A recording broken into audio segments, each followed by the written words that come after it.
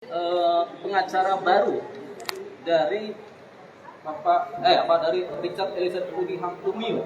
Mengenal sosok Deolipa Yumara, pria gondrong pengacara baru Baradae.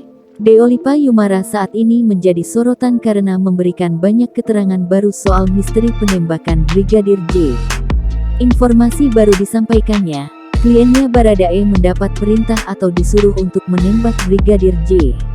Deolipa Yumara merupakan pengacara yang menggantikan kuasa hukum Baradae sebelumnya yaitu Andreas Nahot Silitonga dan tim. Pengunduran diri Andreas dan tim hukumnya dilakukan setelah mendatangi Bareskrim Polri pada Sabtu, tanggal 6 Agustus tahun 2022 siang. Arsip pemberitaan tentang Deolipa Yumara tidak terlalu banyak tersebar di dunia maya. Namun, dirinya sempat terlihat pernah menjadi kuasa hukum aktris dan politisi, Angel Lelga. Diketahui, Deolipa Yumara menjadi pengacara Angel Lelga ketika mantan istri pedangdut Rhoma Irama itu tersandung kasus penipuan bisnis kripto oleh seorang istri anggota kepolisian. Dikutip dari Tribun News, Angel Lelga ditawarkan oleh istri anggota kepolisian itu keuntungan ratusan juta melalui bisnis kripto.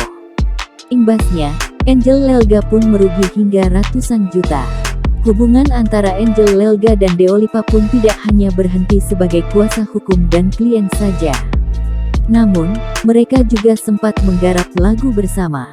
Dikutip dari kanal YouTube Rumpi Trans TV, mereka pun juga tengah menggarap video klip lagu tersebut.